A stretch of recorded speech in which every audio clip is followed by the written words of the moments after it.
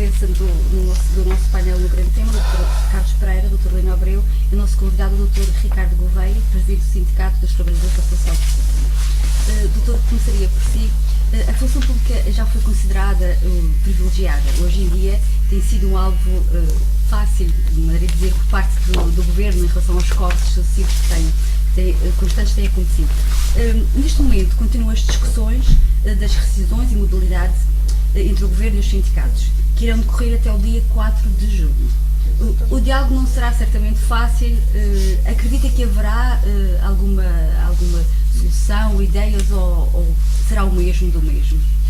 Assim, muito obrigado pelo convite. Quero agradecer à tribuna este convite para estar aqui em representação do sindicato e aos meus ilustres comentadores. No que diz respeito, portanto, à função pública, introduzir bem a questão, realmente, apesar de haver um preconceito de que os funcionários públicos eram um estatuto privilegiado, que eram uma classe privilegiada, portanto nós temos vindo a combater essa ideia, porque a função pública, tendo em conta que há a realidade económica e laboral e social em Portugal, era uma classe normal. Ultimamente, e aos anos para cá, passou a ser uma classe perseguida, porque realmente é o alvo mais fácil, é testar, não semear, como se costuma dizer, e tem sido o principal alvo destas políticas de austeridade e dos cortes, porque muitas vezes as pessoas não têm noção, e houve sempre um estigma em relação ao funcionalismo público, mas nós já estamos a contribuir para o déficit no mínimo e com mais intensidade a partir de 2005. Foi quando se introduziu, quando se fez as primeiras alterações ao regime de atualizações, com a introdução de penalizações. Foi um caso único no que diz respeito ao mundo laboral em Portugal. Portanto, e daí para cá temos passado pelos congelamentos das antigas progressões, congelamentos de salários, aumentos salariais inexistentes ou abaixo da taxa de inflação. Portanto, já estamos a contribuir há muito e agora estamos a ser bombardeados, que é esse o tema, o termo correto. E no que diz respeito a estas negociações, portanto, nós lamentavelmente somos defensores da concertação social, de uma ação sindical responsável, mas não temos tido margem de manobra porque não se consegue construir soluções com base na via do diálogo, porque portanto, todas estas medidas já estão pré-concebidas e a chamada concertação social tem sido fogo de vista e não tem produzido nenhum efeito. Portanto, acho que aquilo que já está sendo, que está a ser publicado atualmente, e são notícias diárias de ações de reivindicação e de protesto, eu acho que lamentavelmente vai ser esse o caminho que os sindicatos da função pública vão seguir. Já foram anunciadas ações, vamos ter aqui na Madeira no dia 25 uma marcha até o Palácio de São Lourenço, em consonância com uma marcha que foi convocada pela CGTP ao Palácio de São Bento. A greve da função pública já foi anunciada, portanto eu acho que vamos passar por um período de perturbação, porque realmente tem sido demais e já não se consegue aguentar mais austeridade nem mais perda do poder de compra na função pública. O ano passado, uma iniciativa promovida pelo sindicato no Santo da Serra, salvo erro, chegou a dizer que as notícias que vinham a público acerca das medidas que estavam a ser tomadas contra a função pública eram aterradoras. Como é que classifica as mais recentes medidas? Portanto, eu acho que neste momento começa a ser indescritível. Se na altura nós ainda tínhamos adjetivos dentro do nosso vocabulário, atualmente o que podemos dizer que é indescritível é aquilo que tem sido feito. E volto a dizer, e depois está sendo feito de uma maneira insustentada, porque o crescimento tem que ser sustentado, o investimento tem que ser sustentado e o desinvestimento também. E este desinvestimento abrupto e radical na função pública, sem se preparar o país e o Estado e a administração pública para a redução de efetivos, vai gerar situações caóticas, porque, como digo, um sindicato defensor da responsabilidade social também tem que pensar na própria filosofia da organização do Estado e proporcionar aos cidadãos serviços de qualidade. Portanto, neste momento nós consideramos estas medidas indescritíveis e inaceitáveis e temos que prosseguir a nossa luta e é isso que vamos fazer. Dr. Carlos Pereira, acha que o Governo continua a bater nos mesmos e através da função pública que o Governo vai endireitar as contribuições? Bom, é um facto que, infelizmente, nos últimos tempos o que temos assistido é uma predominância de medidas que afetam mais ou menos os mesmos. Aliás, podemos dizer, sem perigo de nos enganarmos, que os pensionistas e os funcionários públicos estão no alvo deste Governo. Este tem sido mais ou menos óbvio. Sempre que há um buraco nas contas públicas ou que há um buraco no déficit, tendo em conta aquilo que se perspectivou, a solução acaba por cair quase sempre, em grosso modo, quer nos pensionistas, quer nos funcionários públicos. E isso é verdadeiramente preocupante. E é preocupante não só porque, obviamente, estamos a falar, na maior parte dos casos, de pessoas que têm carreiras longas e com dedicação a um trabalho efetivo na função pública e com serviço público, como, ao mesmo tempo, e como alertou recentemente a OCDE, a forma como estes cortes e estas medidas estão a ser tomadas podem desmantelar a administração pública portuguesa, neste caso também a madeirense, e esse desmantelamento pode não trazer nada de bom, ou seja, como já foi dito de alguma forma aqui pelo Ricardo, a questão de fundo é mesmo esta, é que se nós queremos fazer mudanças e modernizar o Estado, modernizar a administração pública, que me parece absolutamente salutar que se faça isso, ou seja, nós não devemos ter complexos na questão da modernização da administração pública. Acho que os tempos também exigem que se vá pensando nisso, também já de maneira que esse desafio que se coloca às empresas também se deve colocar à administração pública, e julgo que naturalmente os sindicatos não têm nenhum medo dessa matéria, julgo eu, nem as populações, nem os próprios funcionários devem ter medo disso. Agora, o que não se pode fazer, é o que se está a fazer hoje, é cortes à toa, permitam-me dizer assim, cortes cheques, como se diz, à toa na administração pública, e sem preparar essa administração pública para responder aos desafios que o país e a região autónoma da Madeira têm. Isto significa que nós queremos todos, com certeza, fazer mais por menos, mas fazer mais por menos não significa cortar que no dia seguinte vamos fazer igual ou melhor, tendo menos recursos. Isso não vai acontecer nunca. Não acontece assim nas empresas. As empresas, para fazerem processos de reestruturação, precisam de muito tempo, precisam de muitas estratégias, precisam de muito diálogo, precisam de muita inovação, empreendedorismo, etc., dentro dessas instituições, e a função pública tem que passar por isso. Ou seja, é um processo que não se faz de um dia para o outro, não se faz em 6 meses, e não se faz como se tem feito em Portugal, dizendo que, bom, vamos cortar 4 mil milhões, ou vamos cortar 2 mil milhões, ou vamos cortar 1.000 milhões. Isso não acontece assim. Não é com um estalar de dedos, nem acontece um milagre no dia seguinte que as coisas continuam a funcionar. E, portanto, julgo que o caminho é um caminho perigoso, é um caminho de desmantelamento, como disse a administração pública. Esse desmantelamento tende a ter consequências negativas em setores fundamentais, como seja a educação, como seja a saúde. Portanto, são setores base de um Estado social, setores base do bom, digamos assim, do conforto dos portugueses, neste caso em particular, e também dos madeirenses, e isso não está a ser acautelado. Essas matérias não estão a ser acauteladas, e isso é, para nós, para mim em particular, é uma preocupação significativa. Eu acho que o caminho da modernização da administração pública deve ser perseguido, como disse e repito, mas há aqui limites que têm que ser acautelados, e sinceramente eu não acredito que se faça uma reforma do Estado ou uma reforma da administração pública em 6 meses ou num ano. Isso é uma coisa impensável, isso não vale a pena sequer fazermos esse tipo de discurso, porque o que está aqui em cima da mesa é uma obsessão relativamente ao déficit, uma obsessão relativamente ao cumprimento do déficit, e a ideia, como disse o Ricardo e eu concordo em absoluto, é ir aquilo que é mais fácil e que está mais à mão. Acho que é uma expressão muito bem emprega, aquilo que está mais à mão, e portanto toca a cortar e a apresentar resultados que são quase imediatos. Naturalmente, quando se corta ordenados, quando se corta um conjunto de regalias que estão instituídas, tem um efeito imediatamente no mês seguinte, digamos assim, na despesa do Estado e na despesa da região, e portanto essa tem sido, digamos assim, a técnica que tem sido utilizada, e essa é de facto um mau caminho do meu ponto de vista. Dr. Helena Abreu, o Governo tem tomado estas medidas com base numa máquina de calcular. O Governo também tem calculado os efeitos que isto pode ter no nível de negro. O problema é esse. O problema é que este Governo, por teimosia, essencialmente do Ministro das Finanças, que apenas está obcecado pelo objetivo de atingir as suas metas em termos de déficit, e esquece todo o lado social e todo o lado económico. Não é aceitável termos um Ministro de Estado de um país que apenas trabalha com base numa folha de Excel, com células, e esquecendo toda a parte humana e toda a parte da própria economia. porque todos nós sabemos quanto mais diminuição do poder de compra, quanto mais diminuição dos salários vai-se refletir na economia, menos compra, menos estabilidade, menos impostos e possivelmente menos produtividade e menos economia. Quer dizer, eu penso que ele esquece esta componente importantíssima que é a parte económica e de crescimento económico e criação de emprego. Eu penso que está abandonado já há algum tempo uma estratégia de crescimento económico sustentado conjuntamente com o emprego. Apenas está focado o enfoque do Ministro das Finanças, o enfoque de metas apenas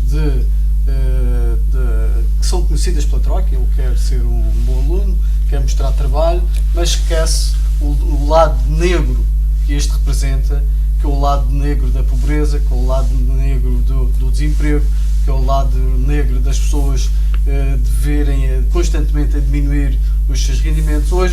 Hoje um funcionário público e um reformado vive costumo dizer, com os 3 I's. É o I da incerteza, o I da insegurança e o I da instabilidade. Hoje, quando acordamos, não sabemos quando é que vai ser o nosso ordenado. Se o nosso ordenado vai ser diminuído daqui a 2, 3 meses. Hoje o funcionário público não sabe qual é a percentagem que vai ser reduzida no seu salário, quais são as regalias que deixam de ter, qual é a taxa de IRS que vai ser aumentada no próximo ano. E eu digo isso também no que toca aos reformados. Hoje, infelizmente, os reformados da função pública e não só, não sabem o que podem contar com aquilo que contavam neste preciso momento. Portanto, é uma incerteza, uma insegurança e uma instabilidade tal nunca vista nos últimos 36 anos. Quer dizer, este governo, e depois tem um discurso que é um discurso de insegurança pura, completamente. Quer dizer, não dá segurança, não dá estabilidade a quem ouve estes cortes constantes e põe em pânico, até põe em pânico a quem está reformado, que a sua reforma, uma reforma acima dos 600 euros, como se vê, as reformas acima dos 675 euros vão sofrer um aumento de 11%. Isto é gravíssimo. Vão-se retirar a quem recebe 675 euros, 75 euros por mês. Quer dizer, vamos retirar mais de 800, próximo a 800 e poucos euros ano, que é um valor significativo para quem recebe tão pouco. Vão retirar as reformas que entram no ano 2007, vão retirar 9%. Quer dizer, em média, vai-se retirar em cerca de 10%, algumas já este ano, muitas no próximo ano. Eu quero pensar, e estou certo que na parte do que toca ao CDS, aquela medida que ficou facultativa neste plano, nesta avaliação, na 7ª avaliação, que não seja aplicada no orçamento para 2014, caso contrário, será um desastre para quem recebe reformas deste valor e que infelizmente vão ser cortadas em cerca de 10%. O que eu gostaria é que este governo tivesse maior sensibilidade para a parte social e que tivesse uma estratégia de crescimento económico, porque todos nós sabemos, e já há estudos feitos nestes 2 anos que estamos com estes planos de austeridade, o que está levando é mais austeridade, mais recessão e empobrecimento, tanto em termos sociais como em termos económicos. É preciso que o Sr. Ministro entenda isto de uma vez por todas. O Sr. Ministro e o Primeiro-Ministro e o próprio Governo. Penso que há uma falta de sensibilidade, porque assim não vamos lá. Com este tratamento, dificilmente chegamos lá e vamos a matar o doente, e o doente neste caso são as famílias, são as empresas e a própria economia. Dr. Ricardo, cerca de 50 mil funcionários públicos que pediram a reforma em 2012. Isto é uma verdadeira fuga aos cortes, às medidas do governo. É um número preocupante, certamente. É assim, portanto, nós temos vindo a assistir a um decréscimo muito acentuado em termos de número de funcionários públicos. Portanto, e isto é mais uma das questões que o sindicato já tem vindo a comentar. É que a reforma da administração pública tem vindo a ser feita. Portanto, e agora, por força desta pressão e desta opção, como foi muito bem dito aqui pelo Dr. Carlos Pereira, é uma realidade. Portanto, nós falávamos até há bem poucos anos atrás em cerca de 700 mil funcionários. Neste momento, as estatísticas e os últimos levantamentos que foram feitos apontam para cerca de 580 mil em termos nacionais. Portanto, estamos a falar de 120 mil. Só nos últimos 2 anos foram 50 mil. fora esses 50.000, existem cerca de 30.000 pedidos de aposentação antecipada pendentes. Portanto, nós estamos a ver que estamos a fazer ou que o Estado está reestruturando. Agora, o que não se pode fazer é reestruturar causando caos e alarme social, insegurança e intranquilidade. E esta situação, portanto, nós temos conhecimento de serviços que estão em situações absolutamente caóticas. Temos conhecimento de serviços onde haviam 3 funcionários que estão a ser assegurados por 1, onde havia 100 que estão a ser assegurados por 2. Portanto, e o que nós defendemos, e o sindicato tem transmitido isto, e os funcionários públicos compreendem isto, eles compreendem e sabem que antes de serem funcionários públicos são cidadãos, que têm deveres, que têm responsabilidades. E nós não queremos deixar uma herança pior do que aquela que recebemos, queremos deixar uma herança melhor às gerações vindouras e futuras. Agora, não se pode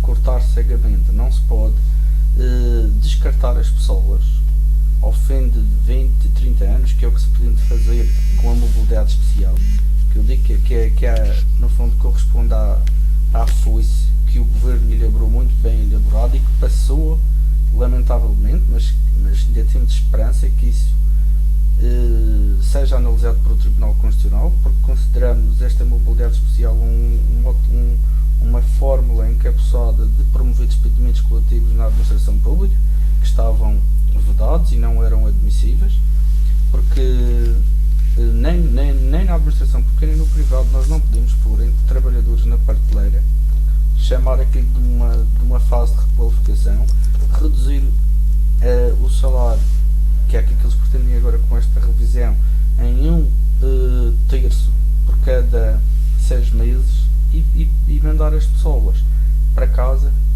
sem direito à indemnização, sem qualquer reconhecimento daquilo que foi a sua dedicação à administração pública.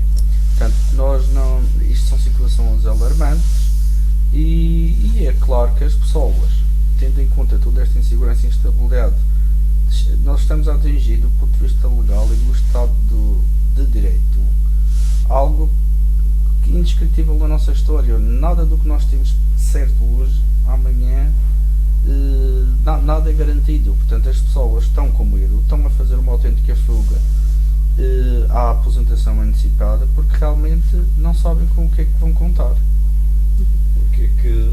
Com o que é que podemos contar aqui para a Madeira?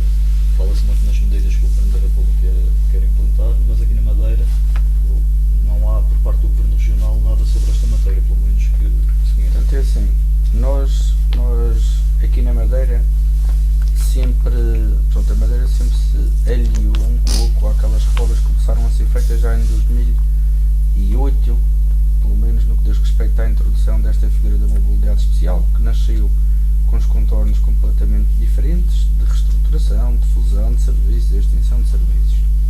Aqui, portanto, por força do programa de ajustamento, todas essas medidas foram contempladas e o Governo assumiu esse compromisso e tem sido isso que tem vindo a ser feito. Tem-se adaptado a legislação, a mobilidade especial foi adaptada e neste momento nós estamos muito preocupados porque tememos que também aqui na Madeira não se possa escapar ao terror da austeridade. E o espectro do desemprego. Exatamente, portanto, se estas políticas forem para a frente e se não houver aqui bom senso e se não houver um retrocesso, nós estamos a falar de centenas de funcionários públicos, cerca de funcionários públicos que podem ser convidados a sair da administração pública. Portanto, e essas decisões amigáveis, portanto, nós depois de estarem contempladas e definidas, nós sabemos que elas não são assim tão amigáveis como o próprio nome diz, porque as pessoas vão ser pressionadas a sair, porque há imposições e quem tem o dinheiro é que manda. Agora, nós queremos acreditar que na região autónoma da Madeira, portanto, quem assume responsabilidades políticas e não deixe que a situação chegue a esses extremos. passado, salvo erro, o Governo Regional conseguir cumprir as metas com apresentações de funcionários públicos. Vai conseguir fazê-lo também nos próximos tempos?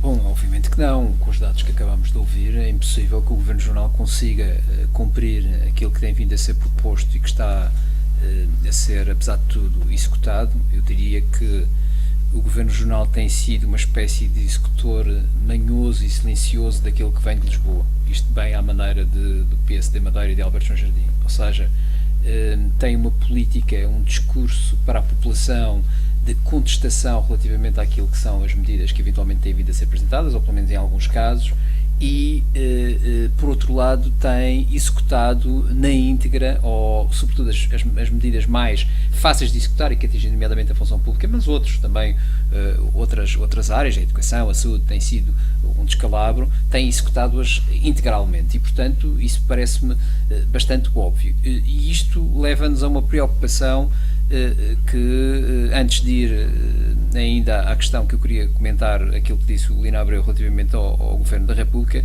mas leva-nos a uma preocupação que é até onde é que nos pode levar este plano de ajustamento económico e financeiro.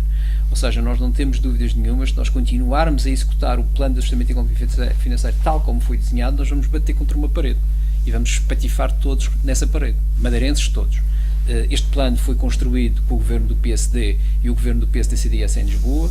Foi um plano para salvar o PSD e o Governo Regional, e foi um plano que, ao salvar o PSD e o Governo Regional, punia os madeirenses e está a punir os madeirenses e a castigar os madeirenses para podermos pagar uma dívida que os madeirenses não tiveram culpa nenhuma de ter sido feita naquela dimensão, naquela forma e com aquela irresponsabilidade. E, portanto, este é o cenário que temos.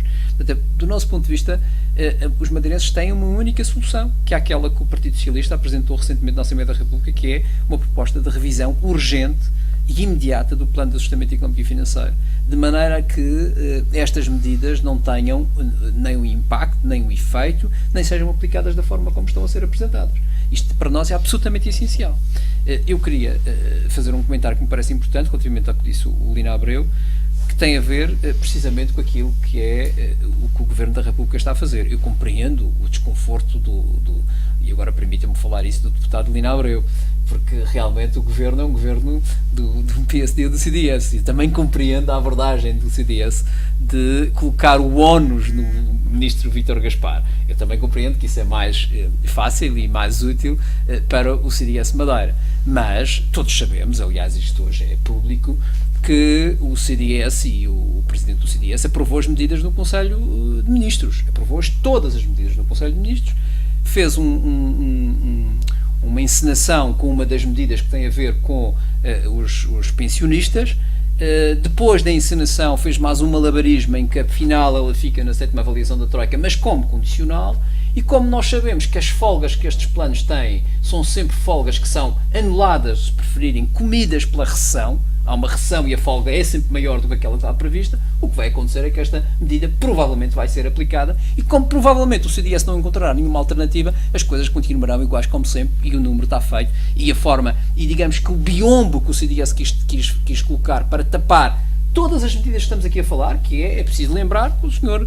Presidente do CDS aprovou também a mobilidade especial e aprovou a saída de 50 mil funcionários, como aprovou a redução média de 4% dos salários. Não sei como é que isso está, mas isso está a ser discutido nesta matéria. Portanto, a questão de fundo é esta. Eu não sei, confesso que não sei qual é a posição do CDS Madeira, porque eu estou um bocadinho confuso. Agora eu sei qual é a posição do CDS. A posição do CDS é uma posição que partilha estas medidas que aqui estão em cima da mesa. E, portanto, eu gostaria que, apesar deste programa não ter aqui uma componente tão partidária, mas que ficasse claro que estas medidas são do Governo, e o Governo é um Governo do PSD e do CDS, e o CDS não se colocou à parte destas medidas, muito pelo contrário. O CDS subscreveu as medidas, aprovou as medidas, e algumas delas, medidas nomeadamente das questões dos pensionistas, que já vêm de antes, não esta em particular, têm vindo a ser aplicadas de uma forma muito fria e cruel pelo Ministro Mota Soares, que tem essa pasta, e portanto isso parece-me algo evidente. E portanto, estas questões têm que ser colocadas no plano político de forma muito clara e, sobretudo, de forma muito séria e verdadeira. A questão é: temos um Governo que tem consciência perfeita que este é o caminho que quer seguir. Eu posso, obviamente, lembrar que o Governo que hoje está em governação no país, não foi assim tão adulterado pela Troika como se diz. Eu quero lembrar que o Sr. Primeiro-Ministro Passos Coelho, antes de ser eleito, já dizia que a Constituição tinha que ser alterada, que o Estado tinha que ser melhorado, enfim, um conjunto de coisas que hoje estão a ser postas em práticas, porventura até com mais vimência do que a Troika ela própria defende. Aliás, é bom também lembrar que foi o ilustre António Lobo Xavier que veio dizer recentemente, não fui eu que disse, veio disse num programa nacional, que o que está a acontecer em termos de austeridade não é a Troika que impõe, é o governo PSD-CDS que insiste. E, portanto, há aqui, de facto, do ponto de vista político, uma matéria que tem que ser clarificada para toda a gente. Estamos perante um governo que utiliza uma estratégia de chantagem para com os portugueses, que reforça essa chantagem para com os funcionários públicos para conseguir estas questões que foram aqui referidas, nomeadamente na mobilidade, que me parece, obviamente, uma antecâmara para o desemprego. A mobilidade especial é uma antecâmara para o desemprego, que ainda por cima poderão colocar numa situação muito difícil milhares e milhares de funcionários públicos que vêm engrossar a massa já de desempregados que nós temos e, portanto, isto é uma matéria que tem que ser, do meu ponto de vista, mudada radicalmente. Temos que mudar radicalmente de rumo. E, portanto, no que diz respeito à Madeira, o problema é mais ou menos semelhante. Ou seja, se no plano nacional é preciso mudar de políticas, mudar de orientação, mudar de rumo, na Madeira também é preciso fazê-lo. E o Governo Regional não tem tomado, e isto é uma crítica muito direta que eu tenho que fazer ao Sr. Governo Regional, quer na pessoa do Dr. Jardim, quer seja em quem tem mais responsabilidades nesta matéria, não tem tomado uma única medida formal de negociação direta com Lisboa no sentido de iniciar uma revisão do plano. Ouço muito blá blá blá, não gostamos, não sei aqui, não sei quantos, mas não ouço nenhuma medida concreta, nenhuma iniciativa concreta que coloque em cima da mesa uma revisão urgente do plano. Isto é uma matéria absolutamente essencial. E isto não é uma matéria menor, porque isto é o essencial das nossas vidas. Ou nós começamos a rever este plano, ou nós, porventura, daqui a um ano estamos numa situação absolutamente insustentável. Isto para nós é absolutamente essencial. E, portanto, aquilo que o Partido Socialista está a fazer no plano nacional, é bom dizer, e eu queria dizê-lo, já o tentamos aqui na Madeira.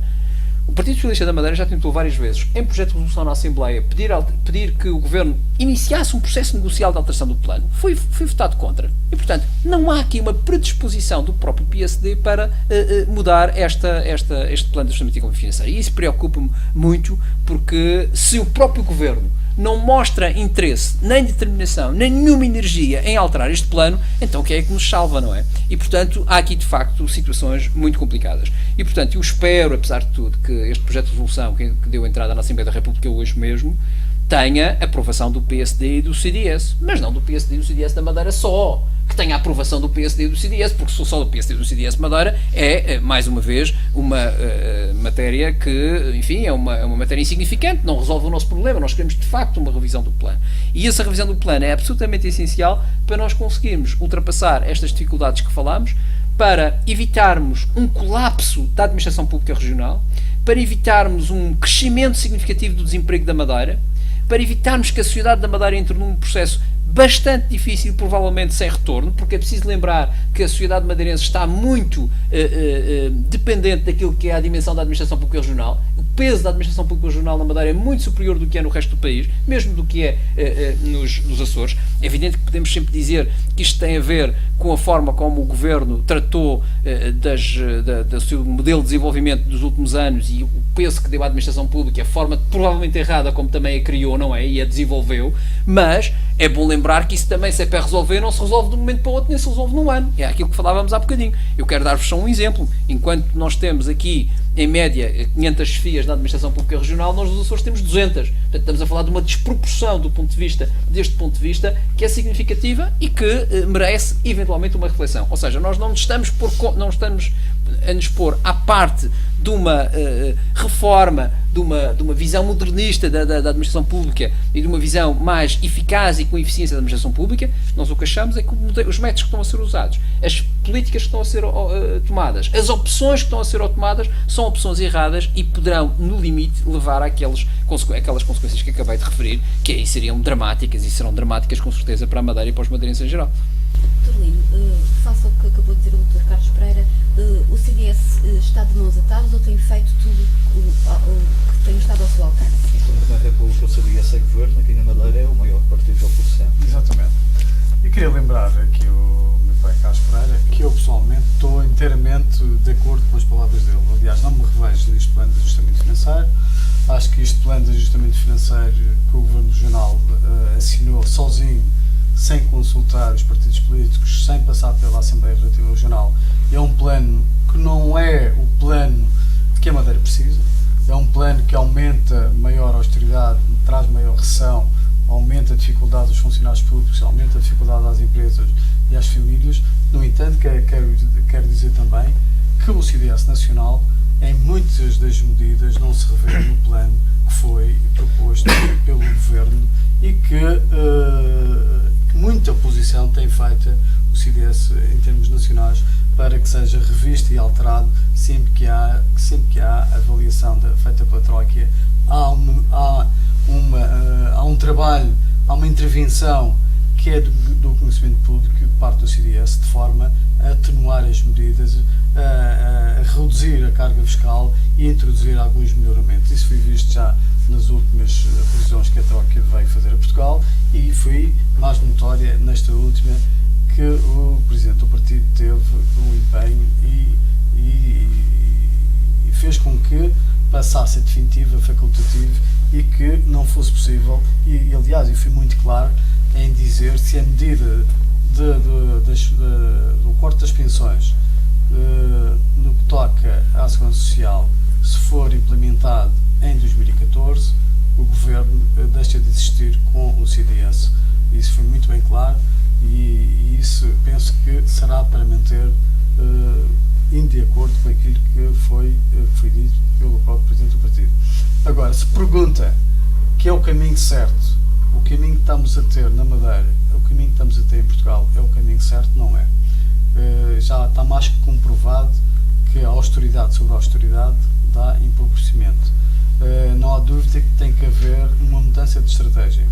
Não há dúvida que a Madeira também tem que ter a sua estratégia. O que nós vemos aqui na Madeira é que andamos sempre a reboque do plano de ajustamento em termos nacionais. Vamos sempre andando atrás daquilo que é feito em termos nacionais.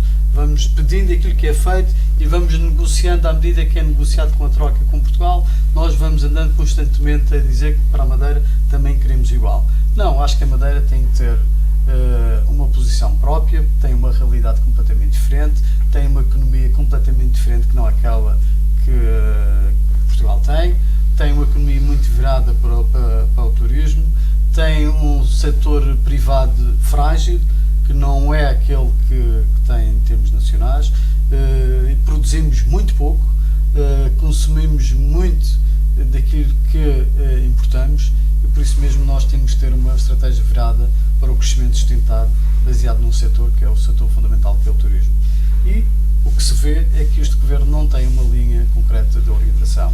Não há dúvida que isto é preciso mudar, mas para mudar é preciso ter uma visão, é preciso ter uma estratégia, é preciso ter novas políticas, novas prioridades, que infelizmente este Governo não tem.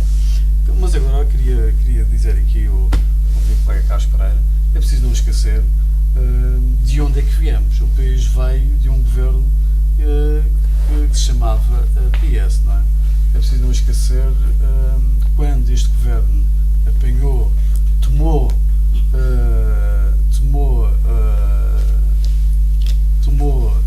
infelizmente, o déficit que o PS deixou. É preciso dizer também, com alguma clareza, que tínhamos que tomar medidas e essas medidas podiam ser de outra forma, podiam ter outras prioridades, podiam ser acompanhadas de um plano de crescimento sustentado, não foi.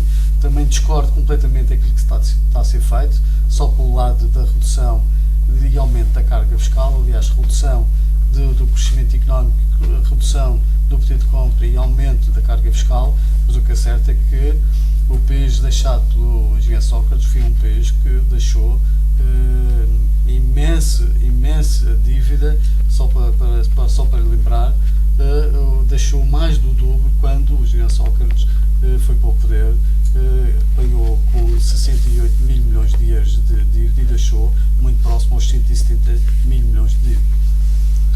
Dr. Ricardo Gouveia, ainda recentemente, no 1º de maio, a Madeira teve uma grande manifestação de rua de trabalhadores de vários setores da atividade. Passado uma semana, salvo erro, foram os enfermeiros que se manifestaram. É de esperar que isto seja uma tendência. É assim, como disse, os trabalhadores estão a saturar, e digo não só os da administração pública, mas em especial os da administração pública, que estão a ser fustigados, duplamente fustigados. Nós estamos, como cidadãos, estamos a ser sujeitos ao mesmo aumento da carga fiscal, e como funcionários públicos estamos a ser alvo de um conjunto de medidas específicas que nos têm retirado poder de compra, e isto as pessoas não têm noção dos dados, e esses dados com certeza que levarão a muitas manifestações e greves, e acredito que vai haver muito protesto no nosso país, e estou a falar de tumultos sociais. Eu não duvido que, se não se inverter estas políticas e se não se mitigar a austeridade com crescimento, que vamos ter graves problemas sociais. Porque veja, como é que é possível? Há um objetivo pré-concebido de reduzir os salários da função pública em 30%. E vou-lhe dizer que nós, até 2011, antes de se começar a sentir o reforço da austeridade, há estudos internacionais feitos por agências credíveis que apontavam para uma quebra do poder de compra em cerca de 12%. O corte e o roubo, e que passa esta expressão mesmo propositadamente, e claro que foi um autêntico roubo, porque nós pagamos duas vezes, do subsídio de férias e do subsídio de Natal, representou mais cerca de 11%. Portanto, as últimas estatísticas dizem que nós, o ano passado, perdemos, além deste roubo, 4, tal por cento em poder de compra. Agora querem mostrar mais 4%. Portanto, veja-se onde é que já se vai. Portanto, as pessoas não conseguem, estão a atingir um ponto de saturação, e os trabalhadores que não conseguem vir. Por isso, acredito que a linha vai ser a linha da revolta e do protesto. Porque uma das discussões mais adequadas àquilo que tem sido a política para a administração pública é a política da vala, que nós conhecemos à boa maneira portuguesa. Todos nós passamos, hoje vemos uma rua a ser escavada, a fazer uma vala, daí uma semana no mesmo lugar, vê-se outra vez a abrir a vala. Isto é a política da vala. É a política da vala feita por um governo e por um ministro que saiu da universidade para fazer experimentalismos a pensar no cargo que vai ocupar. Nós não vemos isto de outro modo, e para mim este governo é um governo que tem revelado incompetência, porque basta pensar qual foi a dose do governo do lado da receita. Foi seguir o caminho mais fácil, foi sobrecarregar os trabalhadores, as famílias e as empresas de impostos.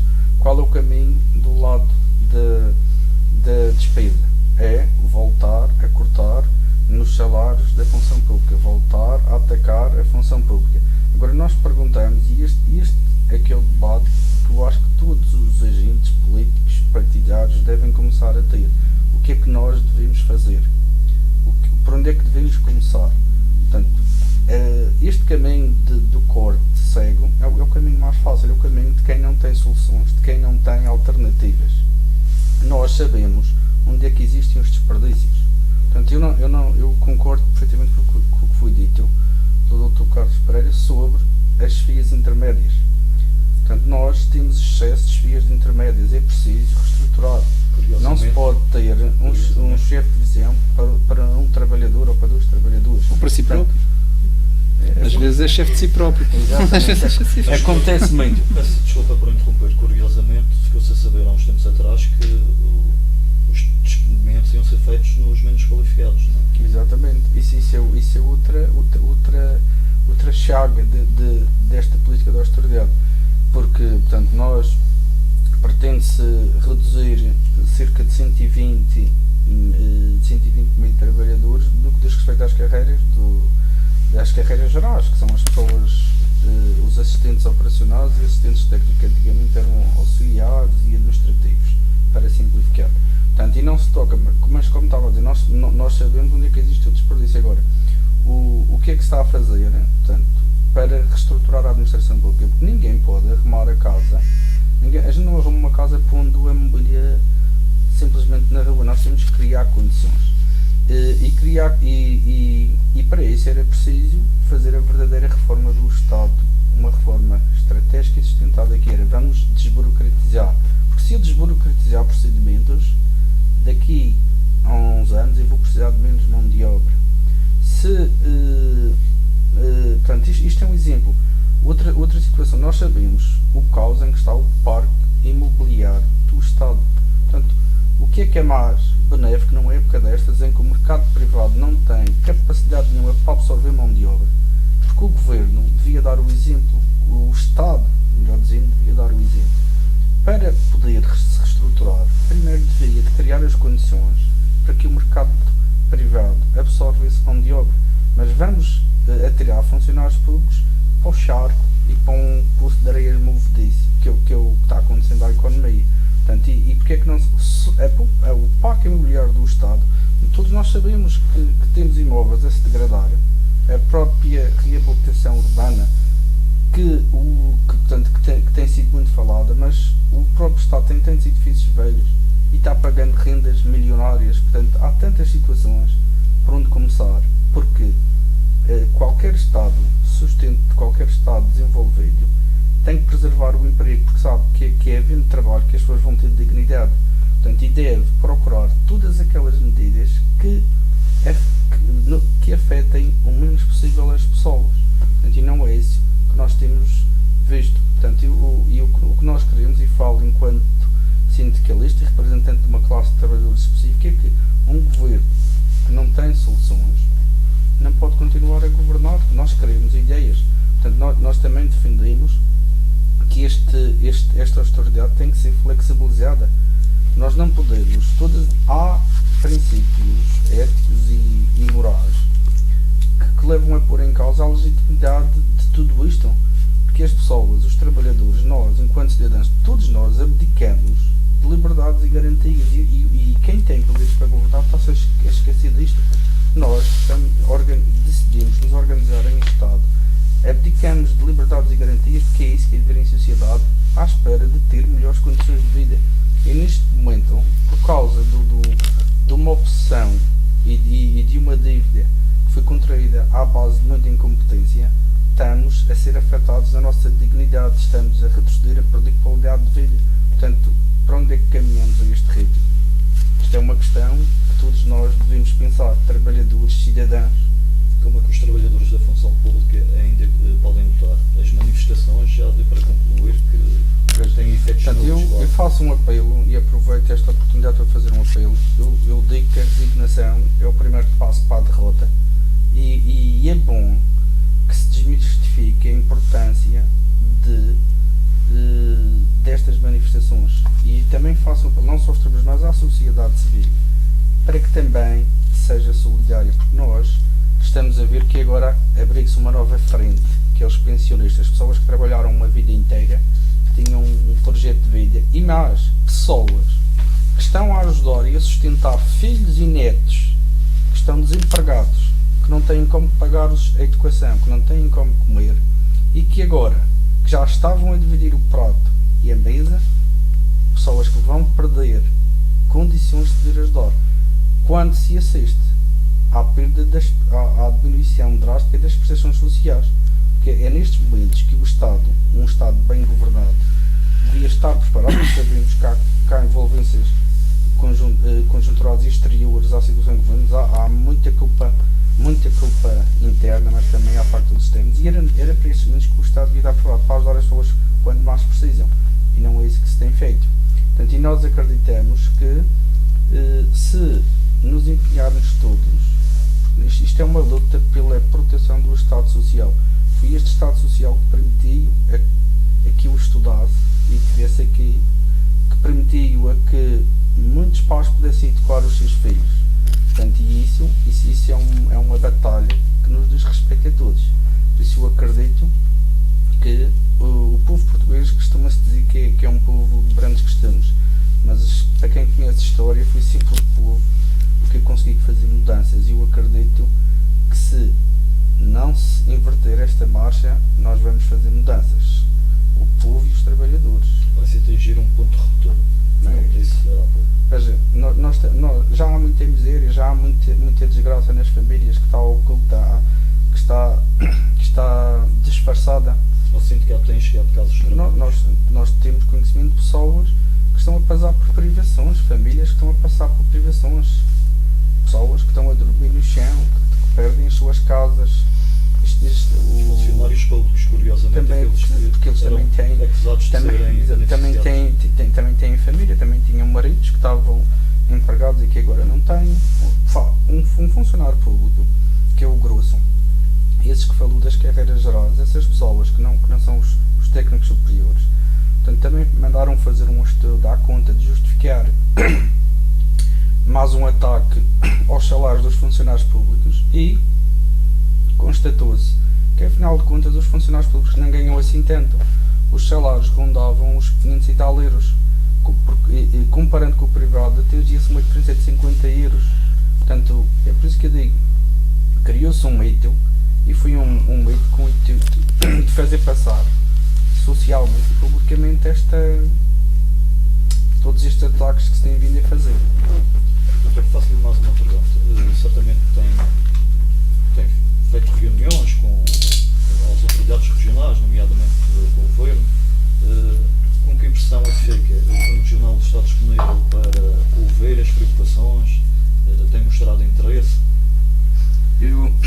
Lamentavelmente, nós tentamos, quando foi assinado o programa de ajustamento, pedir uma reunião com todos os secretários para saber, tendo em conta todas aquelas medidas, então, o que é que ia ser feito. E posso dizer que eu mandei 7 ofícios, tantos quantos secretários existem, e não tive resposta de ninguém. Falamos com o membro responsável pela administração pública, que é a vice-presidência, para saber como é que se iam atingir, sobretudo, os objetivos da redução do número de funcionários.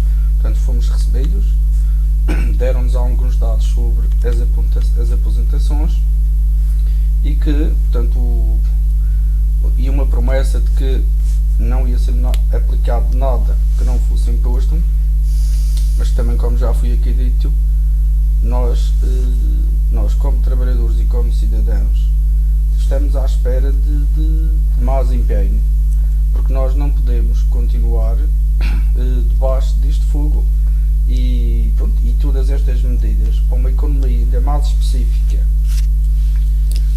do que a economia nacional, que é a economia regional, muito limitada. Se não houver uma intervenção e se não se passar a mensagem de que este caminho para nós tem efeitos muito mais nocivos, porque isto é quase a mesma coisa do que dizer que tudo aquilo que foi as bases da autonomia, tudo aquilo que motivou a criação de um estatuto, tudo aquilo que motivou que nós, em muitos aspectos da nossa vida, nos pudéssemos governar, não valesse de nada. Portanto, este programa de ajustamento veio suspender a autonomia. Portanto, e nós não podemos continuar assim, porque os problemas não param, o drama social continua a crescer e temos que perante aquilo que é o poder central, defender os nossos interesses. Dr. Carlos Freire, a autonomia corre o risco daqui a uns tempos de tornar-se um mito, porque, pelos vistos, o efeito prático não existe. Pois, já falamos nisso aqui várias vezes, de facto, e eu só queria fazer um pequeno reparo, que não é propriamente um reparo, mas é uma chamada de atenção, é que, digamos que a suspensão da autonomia não é necessariamente consequência do plano de ajustamento, é consequência do estado em que a Madeira chegou, decorrente de opções políticas que eu considero deslocadas deste governo jardinista. Aliás, o estado em que a Madeira chegou levou ao plano de ajustamento. E o estado em que ele levou ao plano de ajustamento, que depois levou àquilo que eu acho que é verdade, e que não é apenas achar que é verdade, é que está materializado em opções daquele mesmo plano de ajustamento, que é nem é só uma suspensão, eu diria que Jardim deu uma machadada, que eu não sei se é sem retorno, no processo de conquista da autonomia que os madeirenses e também os açorianos fizeram. E algumas dessas questões estão hoje bastante bem, ou pelo menos as consequências disto estão hoje bastante bem identificadas naquilo que é a revisão da Lei de Finanças Regionais que o PSD e o CDS está a fazer em Lisboa. É uma revisão que retira, mais uma vez, não só poderes à Madeira, mas retira, por exemplo, uma coisa que eu acho impressionante e que acho inadmissível, que é a possibilidade de nós reduzirmos 30% dos impostos, tal como podíamos fazê-lo, e que querem acabar por colocar isso numa Lei de Finanças Regionais. Isto é um exemplo claro, concreto, daquilo que é o efeito de uma má gestão, uma má governação dos últimos anos, e que leva a que o plano de ajustamento obrigue e implique uma mudança desta natureza. E repare que esta questão da adaptação fiscal é um dos instrumentos principais para as autonomias poderem olhar pelos seus cidadãos e darem condições para poderem estar ao mesmo nível que os cidadãos que vivem em Lisboa, ou que vivem no Algarve, ou que vivem no continente. E, portanto, este é já um caso concreto, mas há outros casos. Nós hoje estamos, o nosso orçamento regional tem que ir a Lisboa para ser aprovado, como sabem, o Ministério das Finanças tem que aprovar o orçamento regional, os cheques têm que ser passados pelo Instituto de Gestão e de Crédito Público Nacional e não pelos governos regional, um cheque acima de 500 euros já tem que ser passado em Lisboa. Ora, isto não há coisa mais ofensiva e humilhante para um governante do que uma coisa dessa natureza. Isto significa não só a suspensão da autonomia, de facto essa já é, neste momento, é uma miragem, mas é também a descredibilização total deste governo. Este governo está completamente descredibilizado. E isso é, porventura, um dos problemas-chave da nossa reflexão e da nossa problemática, é que nós não temos, neste momento, um governo à altura dos desafios. Ou seja, nós não temos um governo suficientemente forte, suficientemente competente e suficientemente credível para bater os pés a Lisboa e para dizer não, basta, porque nós com isto não conseguimos resolver os nossos compromissos, nem conseguimos dar um mínimo para que as pessoas da Madeira possam viver no século XXI de forma adequada. E este é o grande problema, é que nós não estamos em condições, do ponto de vista político, para podermos elevar a voz e podermos dizer chega, porque nós não podemos ter isto. Porquê? Porque quem está a fazer esta negociação são exatamente os mesmos que conduziram a Madeira a esta situação. Aliás, o exemplo, se quiserem uma analogia, me parece que as pessoas percebem com isso, é um indivíduo que prevarica muito com o seu banco e que depois de prevaricar, depois de correr mal, depois das coisas não correrem bem, a segunda vez que vai pedir dinheiro ao banco, o homem do banco diz, desculpe lá, nós não confiamos em si. E, portanto, mesmo que o senhor tenha muito boas intenções, quer encontrar uma solução, porque quer melhorar, etc., o seu passado e o seu currículo é tão mau e é tem tão pouca credibilidade que não é possível obter ganhos nenhuns nessa matéria. E, portanto, nós estamos confrontados com uma situação destas. Nós temos um governo que chegou à situação... Reparem, nós temos um governo que escondeu 2.000 faturas debaixo do tapete. Nós temos um governo que escondeu durante 7 anos mais de 1.000 milhões de euros. Ora, como é que este governo pode ter credibilidade para chegar ao pé de um outro governo, das instituições comunitárias, de onde quer que seja, e defender a posição dos madeirenses e dizer nós agora vamos ser bons, nós vamos fazer bem, nós vamos ser responsáveis e nós temos soluções, que foi uma palavra muito importante que acabei de ouvir aqui. Portanto, este governo não tem essas condições. E isto é um problema muito grave, de facto. E este governo não só não consegue defender a nossa autonomia, como nem sequer consegue defender os madeirenses. E isto, para mim, é a situação limite. E eu, aliás, queria dizer que o que estamos a viver hoje na Madeira tem até uma expressão ainda mais forte do que se vive hoje no país. O que se vive hoje no país é, de facto, também um problema político. Não há dúvida nenhuma que é um problema político, porque o que está a ser seguido do ponto de vista de opções são, sobretudo, opções ideológicas. Isto que está a ser seguido são opções ideológicas. As pessoas que hoje governam o país consideram que o Estado não é o Estado Social, quando, para mim, o Estado Social... aliás, Estado sem Estado Social não é Estado. E, portanto, há aqui, de facto, uma concepção ideológica do Estado que é muito diferente daqueles que hoje estão a governar do que aquela que eu tenho. E, portanto, eu compreendo que para aquela gente que hoje nos governa, o caminho é este. É cada vez menos Estado, Estado mínimo, muito pouca função pública e administração pública. Porquê? Porque todos os serviços são concessionados, são feitos no exterior, são comprados ao exterior e, portanto, esta é a concepção ideológica que este governo tem. E, portanto, nós temos um problema grave. Agora, o problema é como é que esta gente está a fazer isto? Está a fazer isto tudo de forma absolutamente desadequada e quase que, como disse há bocadinho, chantageando os portugueses, mas criando outras coisas. Repare que nós temos já pensionistas contra os mais novos, não é? Portanto, temos velhos contra novos, porque esta história, os pensionistas ganham muito, têm que ser prejudicados porque queremos que os jovens possam também ter dinheiro. Enfim, este clima de combate, digamos assim, entre os mais novos e os mais velhos está instalado na sociedade portuguesa.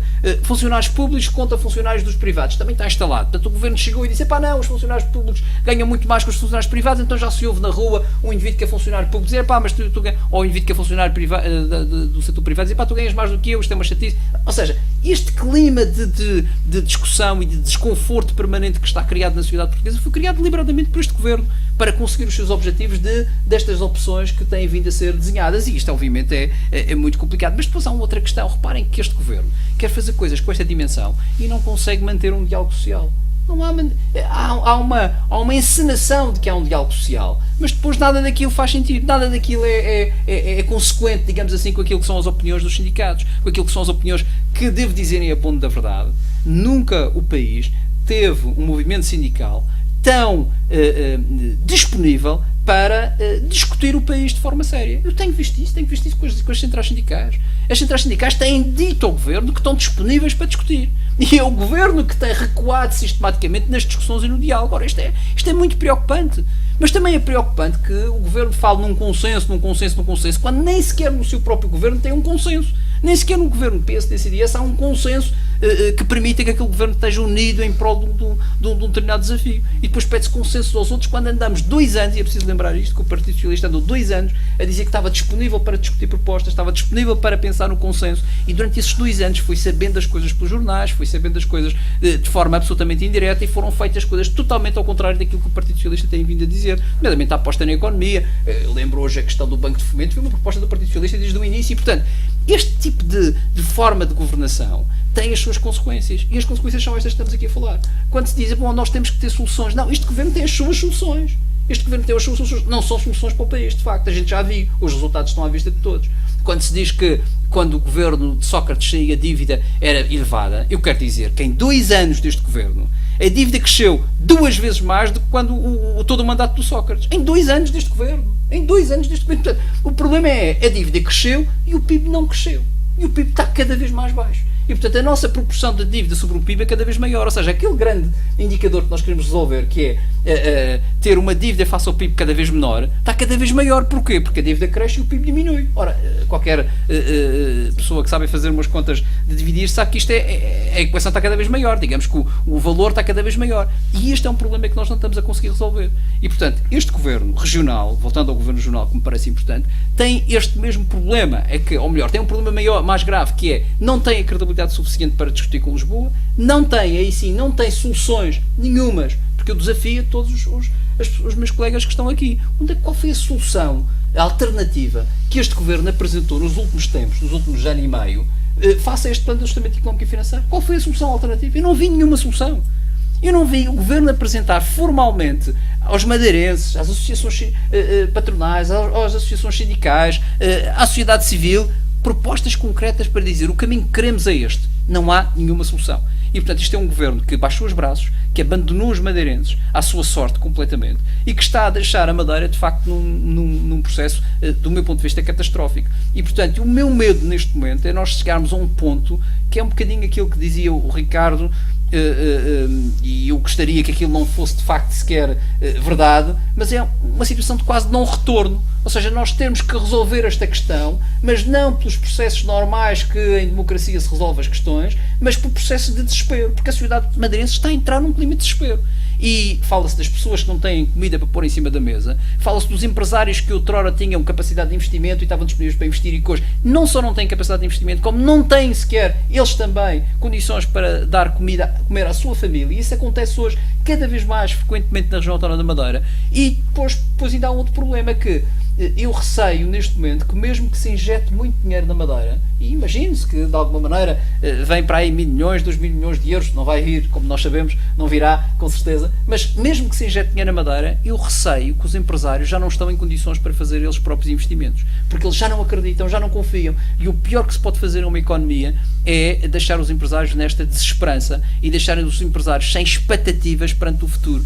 Os empresários na Madeira hoje não têm expectativas perante o futuro. E garanto-vos uma coisa, façam um inquérito aos empresários e virão e perguntem se estão disponíveis para investir na economia madeirense nos próximos tempos, virão que a maior parte deles dirá que não vai investir na Madeira. Porque de facto a Madeira não cria condições para isso, nem tem condições para isso. Isto é dramático. É dramático para o desemprego, é dramático para a criação de riqueza, é dramático para a Madeira no geral e para a criação de emprego, que é essencial.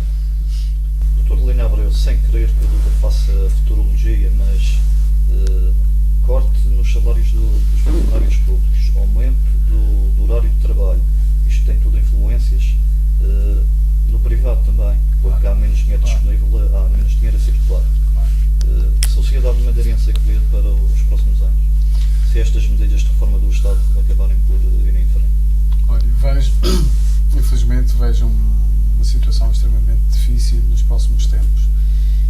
vejo que a Madeira atravessa uma situação nunca vista, não é? Empresas a fechar todos os dias, em média 4 ou 5 empresas a fechar todos os dias, temos um aumento de desempregados em volta dos 500 desempregados mês, que é um valor significativo. Temos no desemprego superior a 25 mil desempregados, 50% desses já não recebem qualquer subsídio, e vemos constantemente um governo que não tem soluções. O problema é, como disse o Carlos, e muito bem, é que não se vê alternativas neste governo, não se vê uma estratégia clara, não sabemos o que é que quer este governo, o que é que este governo pretende com este plano de ajustamento financeiro. E os empresários sentem-se sós, abandonados, e são aqueles que, infelizmente, são aqueles que arriscam, põem as suas economias, criam algum posto de trabalho e ainda mantêm os atuais postos de trabalho, e constantemente vemos um governo completamente sem estratégia para, no mínimo, para sustentabilizar os postos de trabalho que ainda hoje são mantidos. O que eu vejo é um governo em conflito permanente. É um governo que apenas sabe ter a palavra conflito, pensa que essa chave será a chave do sucesso, já foi, só que agora não é por aí. Agora é preciso ter soluções, é preciso ter argumentos, é preciso saber aquilo que a Madeira precisa, e deixarmos de pensar aquilo que pensávamos há 10 anos atrás. Nós tivemos um governo habituado a governar com muito dinheiro, e quando temos muito dinheiro governamos facilmente. Quando temos muito dinheiro nos bancos é facilmente tomar decisões, e tomamos as decisões mais fáceis e sem a preocupação de pagar e como pagar e quem vai pagar. O que é facto é que, passados 36 anos a viver com muita abundância de dinheiro vindo da Comunidade Europeia, o que é facto, chegamos a um momento que é preciso gerir ao cêntimo as nossas receitas fiscais, e o problema é que as nossas receitas fiscais não chegam para pagar a saúde e a educação, e este governo continua fechado, isolado, sem ter capacidade negocial. O problema é que este governo atual está completamente descredibilizado, não tem capacidade negocial e não tem credibilidade para negociar, seja lá com quem for e o que for. O problema é que não temos delegação, não temos ninguém neste governo que faça a ligação do poder negocial com Lisboa. E quando vamos, já vamos derrotados. E quando lá chegamos, já somos ultrapassados. E quando vamos às medidas já são desajustadas à realidade. Portanto, andamos sempre para trás enquanto devíamos andar para a frente. É um governo que não vê, pouco ou nada vê o futuro, e anda a gerir a coisa pública em cima do joelho, numa estratégia corrente, sem uma visão de médio e longo prazo. E isso, quem está a sofrer, infelizmente, são as famílias e as empresas, que não vê nos próximos anos uma estratégia de crescimento sustentado, que cria emprego, que cria riqueza. Porque aquilo que nós vemos agora, e se continuarmos a existir nos próximos anos, vamos ter um governo que vai ser mais do mesmo. É que hoje olhamos para todas as secretarias e não se conhece muito bem a estratégia de crescimento de cada uma delas para a região. Hoje acabo de ver no jornal online, hoje a Presidente da ACIF faz um desafio e quer que o Governo pague aquilo que deve à Sociedade de Promoção da Madeira, que são uma dívida, põe em causa a promoção no exterior e que é superior a 2 mil milhões de euros. E a resposta do Governo é que este pedido apenas só e serve para tapar os buracos dos privados. Quer isto dizer, não assume a dívida. 2 mil milhões. 2 mil milhões. O problema é que este Governo continua a não assumir... Não é 2 mil milhões. 2 milhões de euros. 2 milhões de euros. O problema é que este Governo continua a não assumir os 2 milhões de euros que tem com a Associação de Promoção. E a estratégia é essa, é empurrar, esconder, não aceitar, não assumir, e quando não se assume, não se aceita, dificilmente temos estratégia de médio e longo prazo. Aliás, eu queria só dizer uma coisa que me parece importante. Eu julgo que todos nós que aqui estamos lembramos perfeitamente, o PS lembra-se perfeitamente e compreenderão aquilo que vou dizer. 2007, o Jardim, em 2007, com a Lei de Defensas Regionais, o Jardim parecia um leão com Lisboa, rugia por tudo e por nada. Neste momento parece um gatinho, mia e não acontece nada. Portanto, isto é absolutamente a imagem deste governo. É uma imagem de um governo de braços caídos, sem nenhuma ação concreta e proativa relativamente àquilo que é o interesse da Madeira, sem soluções e definitivamente por uma única razão, porque perdeu toda a credibilidade, e isso mostra-se, ou revela-se, melhor dizendo, naquilo que é aquilo que dizia o Lino, e eu estou de acordo, aquilo que é a passividade completa com que os secretários regionais encaram as suas próprias governações e os problemas que as secretarias vão tendo. Quer dizer, nós não vimos nem energia, nem determinação, nem entusiasmo, nem soluções que são propostas, que são pelo menos colocadas em cima da mesa para nós sairmos deste sufoco em que estamos metidos. E, portanto, o resultado é um entalanço, permita-me a expressão, completo dos madeirenses que estão a ser vítimas deste governo incompetente. Se nos permitem, uma última pergunta para finalizar este debate e para os três. Poderá ser na função pública que o Governo Regional, mais concretamente, acabe por apanhar a mudança de mentalidades e que o leve também à mudança política aqui na Madeira? Por se calhar começar ali por... Eu acredito que... Ou, no fundo, o Governo Regional devia comer a função pública neste momento? Eu acredito, neste momento, quem tem competências governativas, eu não vou dizer que deve temer, porque eu acredito na educação, no bom trato dos trabalhadores. Temer através do voto. Mas sinto que os pronúncios da mudança começam a se fazer ouvir e a se fazer sentir, e a administração pública e sobretudo os trabalhadores da administração pública são pessoas esclarecidas, cada vez mais esclarecidas, pessoas que começam a perceber que é preciso mudar de rumo e de atitude, de passar para a ação, defender os interesses da região autónoma da Madeira e também do país, porque defendendo os interesses da região autónoma da Madeira nós estamos a defender os interesses do país. E, portanto, posso lhe dizer que há um grande descontentamento, eu sinto isso nas minhas deslocações aos locais de trabalho, que faço-as por semana, muitas vezes, vejo o desespero, vejo o descontentamento das pessoas e vejo que o pior, vejo que as pessoas estão a perder a esperança.